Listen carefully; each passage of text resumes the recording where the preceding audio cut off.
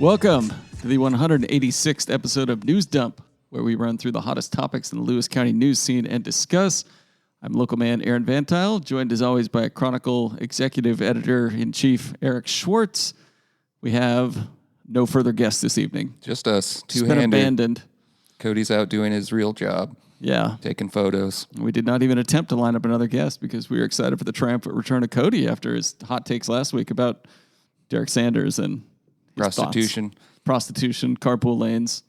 Good episode. Boat chases. Helicopters. Yeah. We're also joined in spirit by sponsors Summit Funding, Shayless Outfitters, and The Roof Doctor. Do you have any preambles? Do you have anything grinding your gears you want to get off your chest? No, as you well know, I've spent the last several days analyzing, re-listening, and just truly studying this Drake-Kendrick Lamar beef that has swept the internet.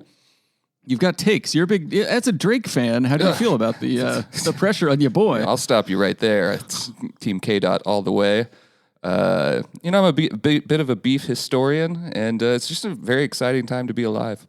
It's nice to have rap beefs back in our lives. It really is. And everybody has a take. It just makes you wish you had your own hometown rappers feuding. Like, we've had a few rappers over the years that we've written about. Crisis comes to mind. I don't know if he's still performing. But I wrote about him a little bit. Yeah, let's have it here. But, let's keep it off the streets, Aaron. Yeah. Get those back. They caught the zebra, speaking of preambles. Yeah, they caught the zebra last Friday. Zebra mania had taken over the Pacific Northwest. It certainly reached critical mass. There was a point in time where I could not scroll through without just zebra after zebra after zebra, no matter where I went online. But they caught the zebra, with the local twist being that the zebra was picked up in Winlock and was being taken to Montana. We have the name of the owner that we've published, but still don't know exactly what the zebras were doing in Winlock to begin with. I'm going to skip to Facebook comments of the week, and one commenter commented about how the zebra got loose. Quote from the comment section: "She stopped because the door of the trailer was wide open and flapping while she was driving 70 miles an hour on the freeway. There were other drivers who saw this. It wasn't a problem with her trailer. It was that the door was open. The animals were probably so scared that when she stopped the trailer, they ran off before she could get back there to open the door." Huh. Part of me wishes the zebra would have just vanished, because then everybody could write their own conclusion to that story. Like, it's just living out there. And you'd have people painting horses and trotting them around and being like, "See, I saw the zebra." Yeah. Every time somebody sees a Holstein, they're like, "I think it's the zebra." I don't know. It was a cool, interesting, off-the-beat story. Personally glad it's over so I can get my feedback.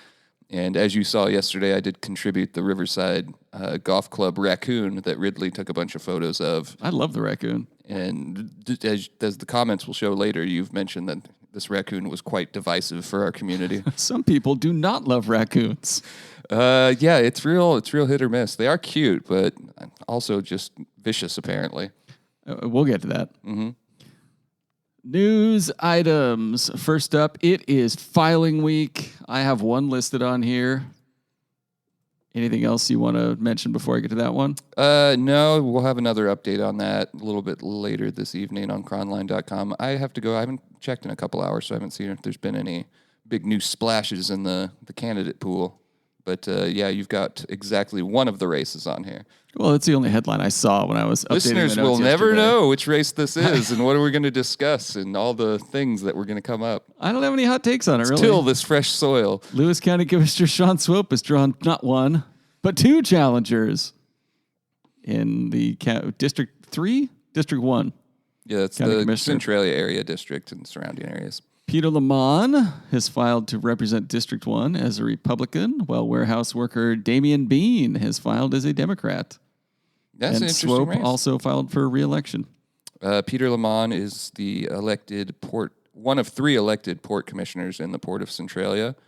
I think this will be a fun race. He most recently defeated Diane Dory, longtime Lewis County assessor. She challenged him for his spot last year. And I was told, I don't know if it's accurate or not, that if he won this, he could have both positions. So he could be a commissioner of the port and a commissioner of the county simultaneously. As well as a member of the Lewis County Board of Health. Yeah. Completely separate and the Historical Society, I believe. Yeah. And also Team America Museum down on Tower. Absolutely. You ever been there before? I know you hate America. No, I haven't. I've seen it. I've always wondered what's going on in there. I don't hate America. You're gonna open up Team Russia across the street. Yes, it's Heard rumors there. it's going to be Team who you're Real supporting. America on the other seat. How dare you? That's an interesting race. And then Commissioner Lindsay Pollock also has picked up a challenger, at least one. I haven't checked it the last couple hours, like I said, so maybe another, but it wasn't really a surprise. Christina Riley is running against her. They are both running as Republicans. So Okay. I'm interested in that commissioner's race, though, just to circle back to it. That's our first one that's guaranteed to be on the primary ballot, where the top two candidates will move on. Yeah. I'm interested to see you have these two established elected leaders in Swope and Lawman, and then Damian Bean is a Democrat, but if he's the only Democrat on the ballot, he'll haul some votes. Yeah. I mean, we lean conservative around here, numbers-wise, but that could be interesting to see who pops through. Yeah, it'll be fun to see what happens there.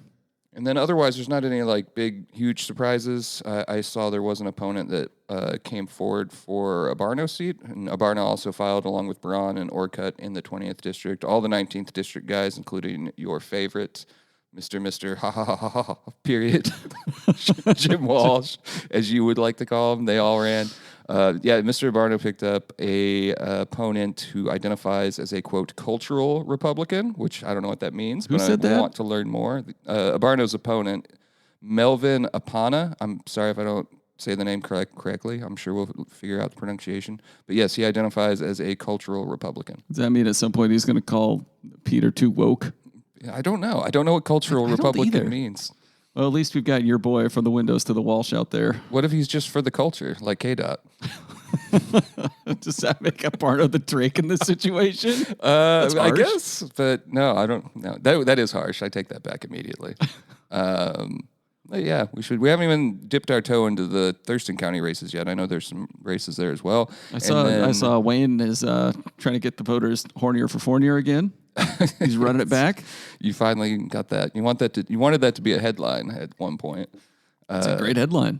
And then 3rd District, I'm sure there will be other candidates that file. There's always a larger field than who you would expect. But on the first day, we got everyone we expected. Incumbent Marie Glusenkamp-Perez, and then the Republicans, Joe Kent and Leslie Llewellyn. I'm just going to run it back with Kent, huh? Well, we'll see. He came really close that last time. If only he hadn't disgusted so many voters. Yeah, I mean, I don't know. We'll see. We'll see if he runs his campaign any differently. Should be interesting. I wonder if Heidi St. John is going to run it back one more time. Why not? She took a big bite out of him. I mean, that could have some sway if she did. I don't know if anyone's done that reporting yet. Someone should give her a call. All right, next item. Three Dogs Cider and Brew Stillery opens. Not familiar with the term brew stillery, but I like how it sounds. It was already open, but it's got a new tasting room. Yes, they expanded. They opened a new tasting room in Ethel Heritage Barn, formerly owned by the Hadlers. Barn season continues in the pages of the Chronicle. What barn are you covering this week? People love the barn coverage. They do. I actually thought, can't remember the number. I'm trying to find it here. We have the exact number of Like 9 Heritage barns? I think we should do all the barns. Like, get a photo of all the barns, a little history on all the barns. Yeah. The numbers on the website will tell you that people are very pro barn in our readership. So it does look quite cool. Josh Hale is the owner of this particular barn. It's right off Highway 12, and he's using apples from his family's old Silver Creek orchard to make cider. The barn does look very nice. I also appreciate a good barn. Yeah, especially one you can drink in. Yeah. Well, I mean, buddy, you can drink in any barn. Barnsplain to me, just because you're from Adna. You think we didn't have barns and forks? I think my family's barn might actually be a historic barn. I can't remember. Yeah, sure. Now you're barn clout chasing. Next item. Speaking of bars, downtown Centralia business owners collaborate to open new hole-in-the-wall bar. This is called 86 Tower. Good name. It seats 15 people, and it is the brainchild of Urban Farm Girl Market owner Laura Duthie and Saddle Bum owner Jeannie Gluck. Looks like a little Cute little bar. Yeah, we talked about it last week, too, because we dropped in for their opening and got some photos. Cody snuck in with a fake ID, right? He did not sneak in. Everything was street legal. I did learn from this. We had Owen follow up and do a full story on it. Because of their limited seating, if you pop in and there's nowhere to sit, they will give you $1 off a drink token to return later. Oh, that's cool. Which really brings to mind the old classic, just step outside and put on a fake mustache and then go in and get another $1 off coin. Maybe change up, mess up your hair a little bit, go get another one. Before long, you got yourself a free drink. Yeah. Oh, it's going to cost you some fake mustaches, maybe a trench coat. Yeah. No hard alcohol there, though, Aaron. So you have to feed that vice somewhere else. If only there were another bar in town. Yeah, that's right. This one's right across the street, though. Yeah. It's as close as we've come so far to multiple publishers have mentioned at points in time putting a bar in this building because we have quite a bit of space where the press used to be in some other areas. And I remain wholeheartedly in favor of it. I think it'd be a good idea. It would be the ultimate dive bar. If you can't, you just put it like right in the middle of the newsroom, you know, because you just sit there and you get informed. Maybe even proof some of the pages, do some copy editing while you're there. Who do you think is going to be just getting hammered at noon on a Wednesday? Don't poke holes in my drunken copy editor army plan. I think back where the press used to be, out back, and then you can stumble out, fall into China Creek, that kind of thing. Oh yeah, you could open up those doors. You could probably have some concerts back there. Yeah, that'd be. I'm sure people'd love that. Some rap battles. You're really on this rap battle thing. I told you, it's been occupying my mind. Next item, Yardbirds cleans house. Owner of vacant shopping center invites the public to take items for free.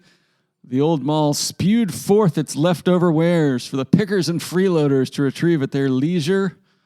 The mall has been closed for almost 2 years, and it looks like a lot of what they threw out was just shelves and tables and whatnot. There's a lot of new merchandise as well. Yeah. Alltech left a bunch of electronic stuff when the company departed and decided not to go retrieve any of it. Quote from their owner, given the time, the inventory, computer parts and electronics, has now been exposed to water from leaks in the roof and a reported rat infestation. They felt there wasn't anything worth going back for. That wasn't a quote from the owner, that's just a quote from the story. While rumors of Darius McDaniel selling Yardbirds have circulated since the 2022 closure, he said a sale is still yet to be completed. Any updates there? Not really. It's still open, or not open. There's still stuff outside. I'm sure it's not the highest quality of stuff at this point. And then Owen, our reporter, one of our reporters, is looking into a report online that I guess yesterday or perhaps the day before, someone broke the lock of a door to get in the building, and then there was kind of a mad rush to get inside and take a bunch of stuff that wasn't up for free. Which is disappointing. How low can you go? I don't know. This certainly has all the hallmark and feeling of kind of the last gasp story of Yardbirds, you know, that it's just expelling what's inside of it as it fades away. Yeah.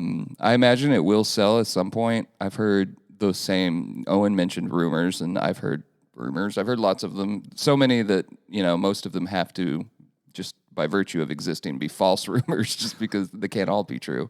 But we'll see. We will see what goes in there. Remember the rumor when they marked it as uninhabitable or condemned or whatever, and people on Facebook were like, "Oh, they're just bribing the city so they can get a sweeter deal on buying Yardbirds." There were a lot of theories. Also, ever-present Costco. Like Costco's going to show up and they're like, "Oh, look at this building. We'll move right in. Just sweep the floor for us, please." As to that Alltech business, reported rat infestation and water leaks from the roof. If there were someone that was interested in that building and restoring it, do you think the roof doctor would give them an estimate for the Yardbirds building? I'm sure the roof doctor would provide a free estimate. The estimate is on the building. Well, the roof will be on the building. The estimate will be on the house. Yeah, the roof doctor always provides free estimates. They've been serving Lewis County since 1959, a family-owned business. And if you need emergency roofing, roof repair, a new roof, they do a lot of roof cleaning, other things of that nature as well, give the roof doctor a call at 360-736-0246 or visit them online at theroofdoctor.com. How's your roof holding up on your rental that you called the good folks at Roof Doctor to take care of? Fantastic. Yeah? Much better than the old roof. Still on the house? Still on the house. That's awesome. Yeah. Next item, the Spring Youth Fair happened. Ridley got a ton of photos. Emily got a ton of photos. Good time was had by all. Yeah, we just went all photos on this one. Didn't have a spring youth fair story really, but I think the readers seemed like they were happy with the number of faces and names and animals that we got in there. Looked like a good time. You don't have a name on this white California hen looking out from a cage? Yeah, I don't know what that. Shoddy reporting, Emily. Is it a hen or is it a rooster? I saw a rooster. It says hen in the cut line. Well, you get a picture of Haley Poland and her grand champion naked neck chicken. ooh, naked neck chicken. That's pretty cool. You ever show any animals at the Spring Youth Fair?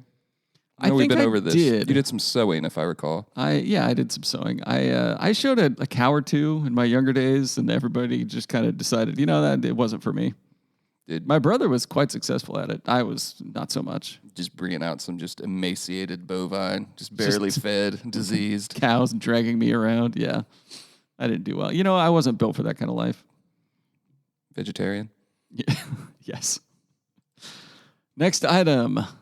Toledo County officials celebrate milestone in high-speed internet project in Winlock. Great photos here of Jim Walsh and Scott Brummer and a guy who really wants to be on Yellowstone slapping each other on the back in celebration of socialism. Here we go again. There's a nice long press release pasted in there with quotes from everyone talking about how hard they worked, holding their hands out for that sweet, sweet pork barrel funding from Big Daddy taxpayer. Did you just copy and paste this from the last time you ranted about this? Absolutely not. High-speed internet opens doors for education, telemedicine, remote work, and economic growth, said Toledo Tel CEO Dale Merton, to which the county commissioners responded, whoa, education, medicine, remote work? Dear God, what have we done? We hate all those things. Good project. I think this is yet another project. You're taking a lot of L's lately on things that you've said aren't actually happening that are now being built. I never said this right wouldn't outside happen. our window right now. I just said it was Learning socialism, Center. and they need to recognize it as such. We chipped in $1 million, and the state gave us $24 million. You know what? I agree with you, Aaron. To give the good people of Winlock internet at only $10,000 a house. We shouldn't provide infrastructure for the people. You're right. The new industry down there, they don't need broadband. I think it's a good project. I just think it's ironic to see your Scott Brummers and your Jim Walshes out there being like, "Look what we did." Well, I don't. You hate all these ironic things at all. I don't. You find me one time on the record where Walsh said he hated broadband internet. I go, buddy. Do you Twitter. think he opposed the Washington State Broadband Office? Yeah, I'm sure he does. He thinks it's too much. He thinks it should be halved. Oh, jeez. You just make up your takes. That is completely... I asked him about it, and you know what he said? Ha, ha, ha, ha, ha, ha, period. See, and then he called me an incel. I have seen that happen online. Or the one young lady who he told she's never going to get a husband if she keeps acting like this. It's just weird. Yeah. Anyway, this is a good project, and I'm glad that the people in Winlock are getting it. It does seem a little expensive. Mm-hmm. That the state and the county are chipping in just to do something that private sector was like, we don't want to. Well, it's 2,300 homes, and the private sector didn't say they didn't want to. The private sector said that they could use some help from the broadband office that exists for this very exact purpose. Mm-hmm. But yeah, 2,300 homes in surrounding areas. I think that's a number for just connections, but... Winlock people have for years spoken about their crappy internet down there. It seems like to be acutely poor in that specific area. So I don't know. I'm just going to oppose you and say that broadband is good. And you know what? This might do great things for cleaning up the woods in surrounding areas of Winlock, if you catch my drift. Yeah, sure it will. It's going to keep it more online, is all I'm saying. Yeah. The old ways can move on to the past. Good work by your favorite Facebook commenter, Port of Winlock, in getting this done. Oh, man, Port of Winlock. Does Port of Winlock still exist? Every once in a while, they'll pop up about how education is terrible. And all I remember is we've had a historic photo of Aunt Jemima, the actual mascot, or go on visiting in Chehalis. And I just remember the Port of Winlock, which doesn't actually exist. There is no Port of Winlock. Just someone with a Facebook page just commenting something to the effect of, the Chronicle has one working there. like a woman? It's I don't know what you mean, sir.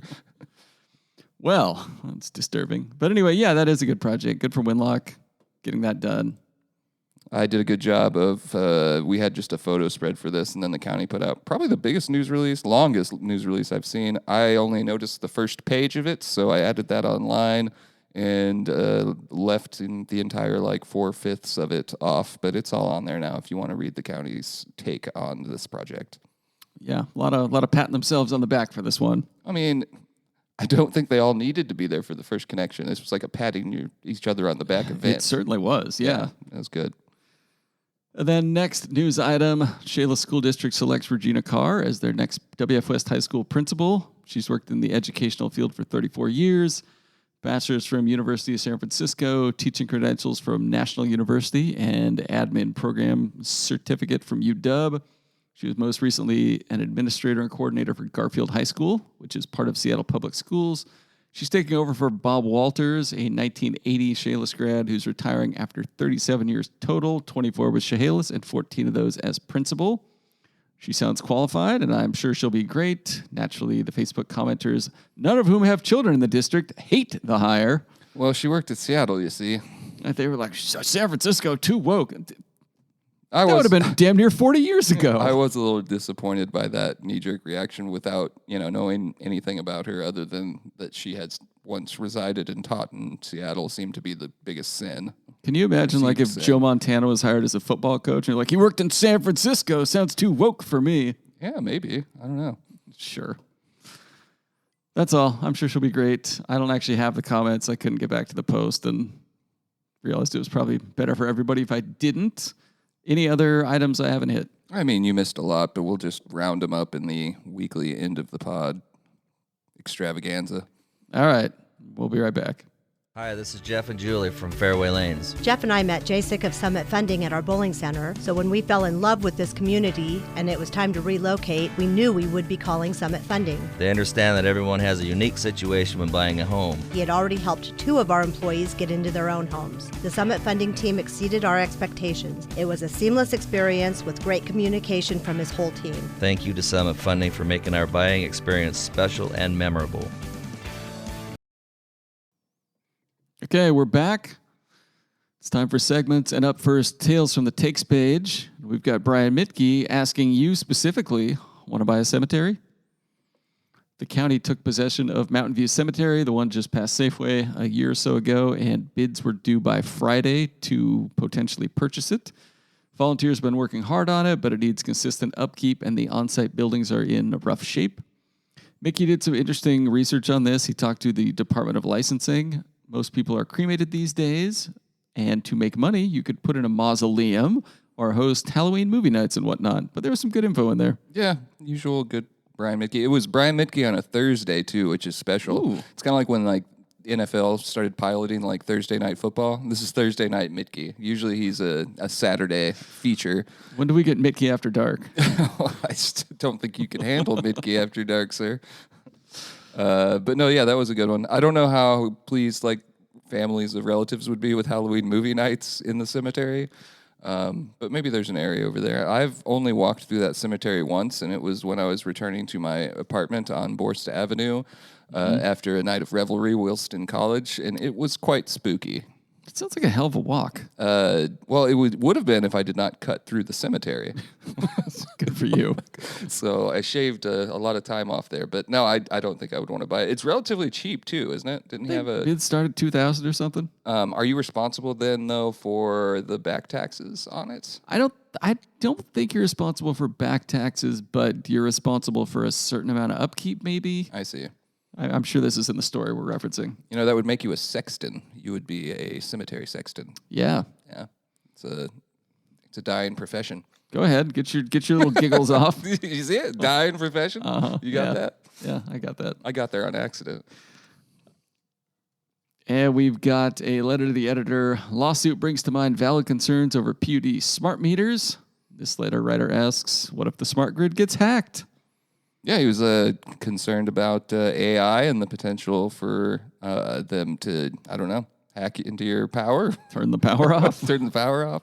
Could be. I don't know. He mentioned vehicles as well, how that's a thing with vehicles now, proliferation of technology.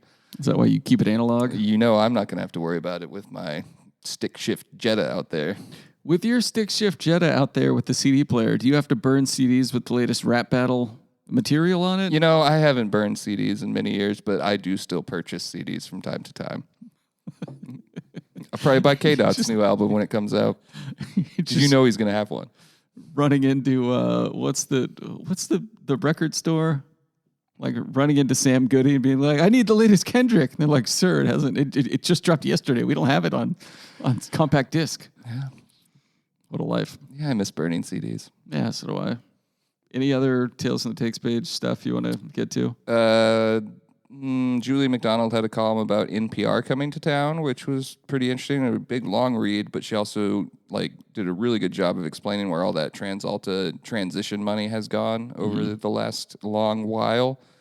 And then we have a third op-ed from a congressional candidate, Leslie Llewellyn, wrote about homelessness and how she's hoping the Supreme Court will rule on that Grants Pass case. And my good letter, newspaper negligent to publish most dangerous state story. That was a TNT story and published online. They're not wrong at all. I just want to say that. I gladly published that letter just as much as I gladly posted the TNT story. It's one of those, if you have an email account that's even remotely active, you get these blasts that are just like, see what's the most dangerous. And then it's like just this, in this case, it's a random law firm. I kind of agree with the letter writer on it after further research, but basically saying Washington's not the most dangerous state, which it doesn't feel like the most dangerous state. No, we don't have a single rap beef going on. What do you think is the most dangerous state? Right now? Yeah, just based on your data. Florida. You think Florida's the most dangerous? It's got a case. Yeah. Are we talking just strictly crime or property damage? Do you want me to put on my insurance cap and tell you what has the highest rates in the country? There's nothing Sir, I want Florida. less than you to put on your insurance cap. Yeah, I did listen to a story about insurance in Florida, though. Everyone's starting to shift to the state option of last resort. Does that mean anything to you? It does, yeah. Citizens is the... Again, I don't care. the insurer of last resort. Fucking preach insurance at me. It just made me drop an F-bomb, and I'm sorry. Just feel very passionate about my hatred for your industry. Well, you know what? Yeah, I'm not going to do it. That's right. People's Champion of the Week. We've got a Centralia officer who was honored 114 years after his death. William Smith, who died in 1910, was one of 3 fallen officers honored at an annual ceremony. It's pretty cool. Yeah, one of the not problems, but things we could not determine is there's lots of online material that indicates that he was one of the oldest, if not the oldest, police officer in Washington at the time of his death, and that he served in the Civil War. Wow. But his age is listed everywhere as either 52 or 55 at the time of death, which doesn't really pencil out math-wise. Yeah. So I simply threw a line in there that just said his age at the time of death is kind of in dispute online, because it appears that it is. But we actually have a photo of him, too, because the Centralia Police Department, when we did our hometowns books, had a photo that they contributed to that.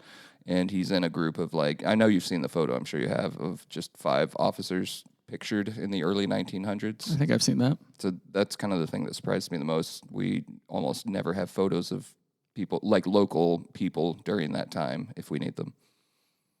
But yeah, cool. And it just seemed like it was a matter of someone suggesting that he be added to this peace officers memorial. That's the reason it took so long, is it just never was offered up. And the story also notes that there were no suggested new names from the past year.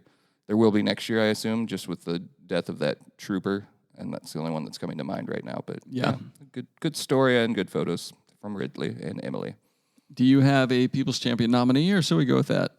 I like that one. I also like Tony Carnes, honored by Backcountry Horseman with Lifetime Achievement Award. He seems to be a fairly universally beloved person based on feedback that I've gotten. He got that award on May 2nd during an event at Onalaska Fire Hall, and everyone collectively said yay, so he's doing a good job with them. All right. Sirens Banger of the Week. I only have one on here. You might have some other interesting ones. Man accused of choking woman during an argument about music in Centralia. Now, obviously, this is deplorable behavior. Yeah. The man is facing a felony charge. Sounds like he deserves it. But what do we think the argument was? I'm guessing a volume issue. You don't think it was You think it was Drake or K-Dot? You think it was about the beef? Which half of the Tortured Poets Department is superior? Could be. Is Beyonce country, that kind of thing? I wouldn't call it the Sirens Banger of the Week, but in today's police report, so of yesterday's events, there was multiple reports of a naked man walking around Centralia. Go on. Again, spotted today in Centralia. And I don't know if this is in every case, but one of the cases, the officer showed up and he was clothed. So there's a possibility that he's stripping down enough to get reported and then putting his clothes back on, like a serial flasher. I don't know. But he's been spotted at a few different locations. Someone posted a video online today that was quickly taken down. So, keep your head on a swivel out there. Anytime somebody tells me that crime is out of control and then something like this happens and the police have time to respond to, maybe there's a naked man, I think, is it? I mean, it depends on what you think out of control is. It's very statistically up. Crime is worse now than it has been previously. Is it? To say it's out of control in, it's Gotham or something, I don't believe that, at least not around here. But I think people in some other areas would, some other areas that are maybe dying, if you catch my drift. Oh, yes, yeah. Possibly. But it seems like it's trending a little bit downward, at least with some of the changes in the law. So, but out of control, I don't think out of control is fair. All right. You want to talk about Chehalis Outfitters? Do I want to talk about Chehalis Outfitters? Of course I do, as I get to their deals. They had their annual, or not their annual. They're rebuilding their website. It's going to be great, yeah. Oh, yeah, Kelly was telling us about that. She was. Yeah, they're going to have all their products on there, all their providers, and then their most recent sale is ongoing now. They had information about that published in the Chronicle, as they always do, last week. This is, they're on their new summer hours, open every day at 8 a.m. Let's see what else they got going on here. It's the Mother's Day sale, so let's just focus in on that. It's one spot. I mean, you can find something for any mother at Chehalis Outfitters, A gun. A gun. Canning supplies. Housewares. A clam gun. Hammer. A rifle. A gun. Probably a shotgun. No, they got lots of footwear. They've got lots of flowers. They've got garden seeds. They've got the Ed Hume garden seeds. Ooh. You buy 4, you get 3 for free. I think that's packs. I don't think that's just seeds, but I could be wrong. Just selling them like magic beans over there. But yeah, 20% off all Monrovia products. Ooh. Yeah. Lots of flowers. Aaron, what are you getting your dear mother for Mother's Day? Boy, I haven't decided yet. Usually the rule is I go help her with yard work or something like that. Have you considered a gun? Because there's one on sale for $549.95. That's saving you $80 on your mother's new gun. What kind of gun is this? If you really love your mother, you can get her $839 6-hour P365. I'm sure my mother would love that. Think about it. If you're sunning on a budget, you could also get her a knife, a really nice knife for $50. She might enjoy that more than a gun. Yeah, no, there's lots of cool stuff here. I always like looking at the ads. It reminds me, like the Chehalis Outfitters ads remind me as a kid when like those magazines would come in the mail that have lots of different toys and things. Like the Sears catalog or when you're in high school, the eBay catalog. Yeah, so you can just take these Chehalis Outfitters ads. I think it was last Thursday's edition, or obviously just go to their Facebook page or website and you can find them there too.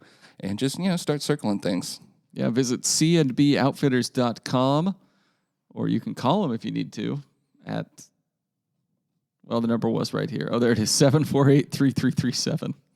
There's also a, is it upcoming? Yeah, this Saturday, there's a Charter Arms gun event and giveaway. Oh. You can win a free gun, which I learned you can't advertise that on Facebook because I went to, as part of our contractual obligation, share about the giveaway previously and was told by Facebook that if I ever do that again, I'm going to be excommunicated. So you are in a rap battle with Facebook, and you are once again playing the role of Drake, it would seem. That's accurate. You ready for some Facebook comments of the week? Yeah, you're chuckling, so they must be good, or they're just really mean. On a post about Thurston County Sheriff Derek Sanders, friend of the pod, getting his helicopter. This commenter writes, buy something modern. That's an antique. Just get a Bell Long Ranger with low hours. You'll save money in the long term with increased uptime and less maintenance. Or a 407 so you can hoist and do some fire bucket work at altitude up in the high hills. There was a response from Derek Sanders himself, who said, "I don't have $5 million, LOL." I think he outlined how a lot of his plan is made available through volunteers and donations that would make it possible.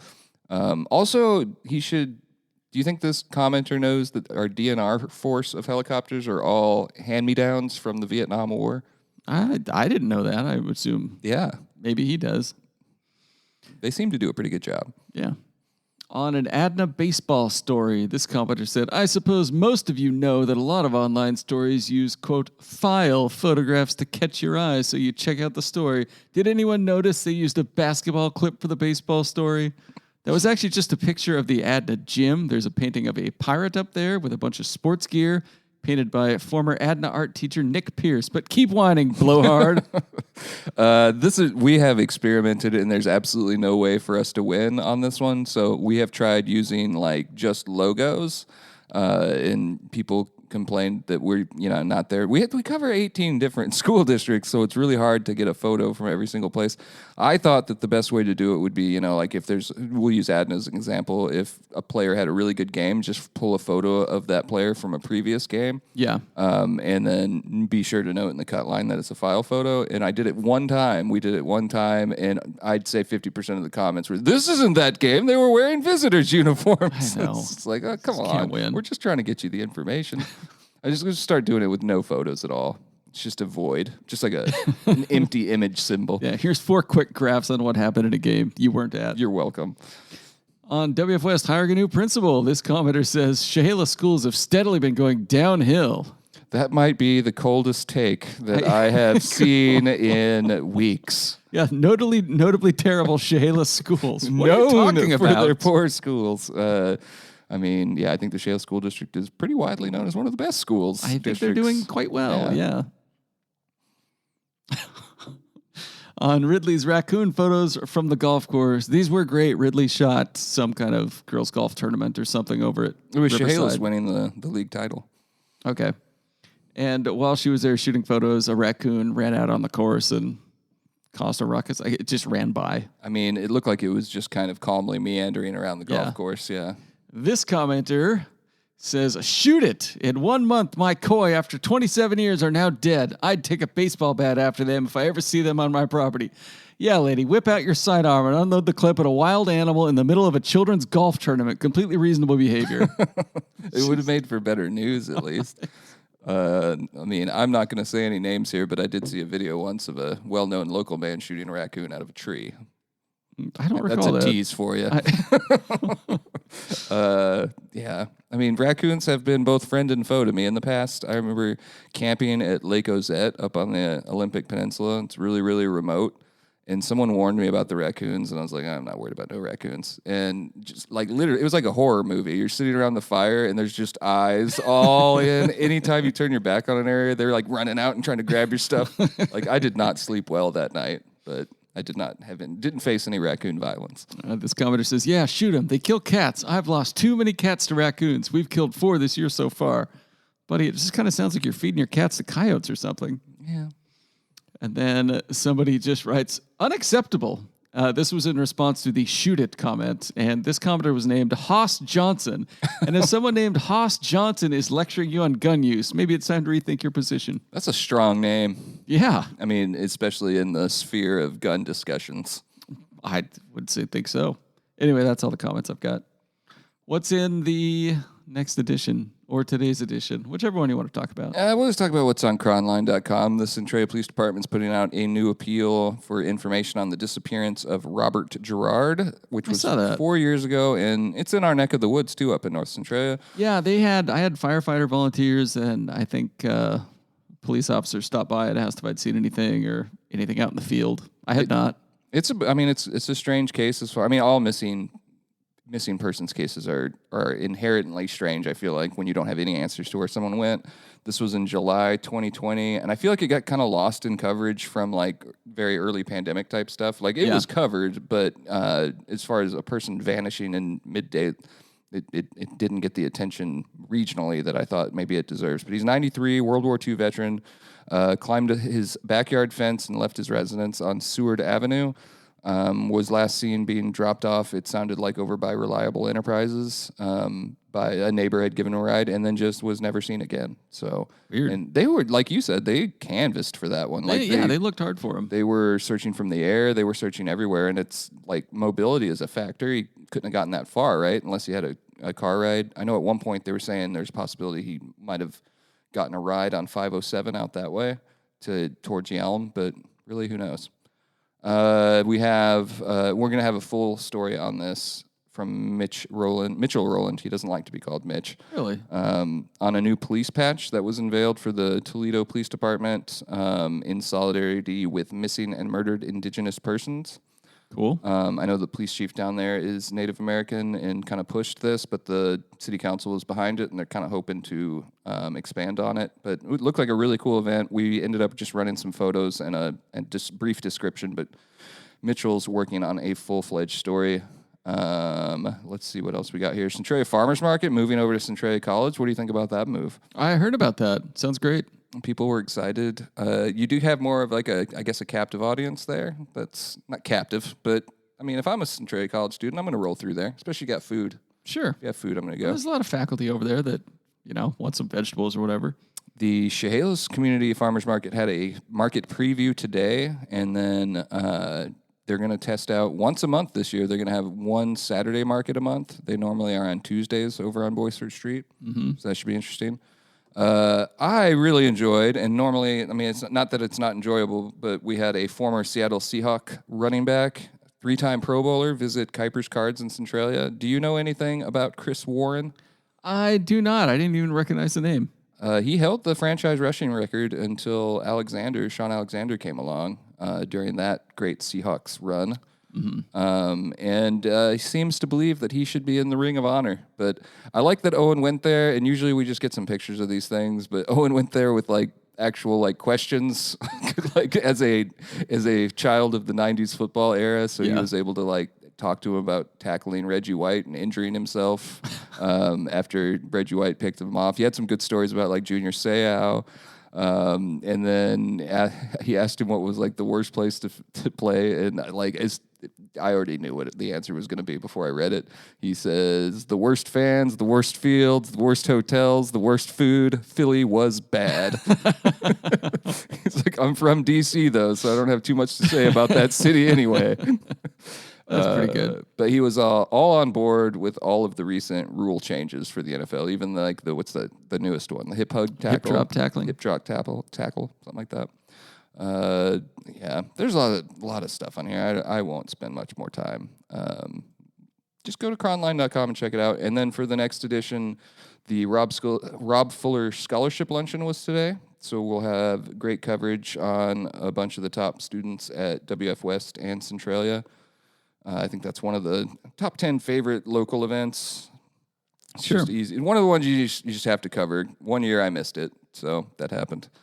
Did you get angry emails? I didn't, because I did still cover it, but the way I found out about it was the chamber was there doing it live, and I was at my desk, and I was like, son of a... I was very upset with myself. So of that, we're going to have a story on the next Centralia College drama production, Next to Normal. And I haven't written it up yet, but there was an endangered American red wolf from Wolf Haven out in Tenino that has been released out into the wild, which I always love wolf stories. And then this one will be on Cronline by the time you hear this, and it is probably going to be a very dark story. Emily just filed it, but the woman who was arrested for allegedly killing a baby in 2022 but was released due to lack of evidence, presumably at the time, has been rearrested and charged in the death of an 8-month-old baby. So that will be a nasty read, but a necessary one if we are to cover crime in the region. Yeah. Which is out of control. How long is it going to be before you mentioned the Centralia College theatrical production coming up? When are we going to get a theatrical production of the Drake Kendrick beef? I'd write that play. I'd be there on Broadway. It's still playing out though. Things got violent today. Aaron, I don't know if you saw it. Which rapper would you play, and why would it be Drake? I'm not touching that. I'm staying out. If only Drake had done the same. Don't try to drag me into this beef, Aaron. We're sponsored by Summit Funding, Shayless Outfitters, and the Roof Doctor. You can leave a review for us on Apple Podcasts if you like, or send us an email at chroniclenewsdump@gmail.com.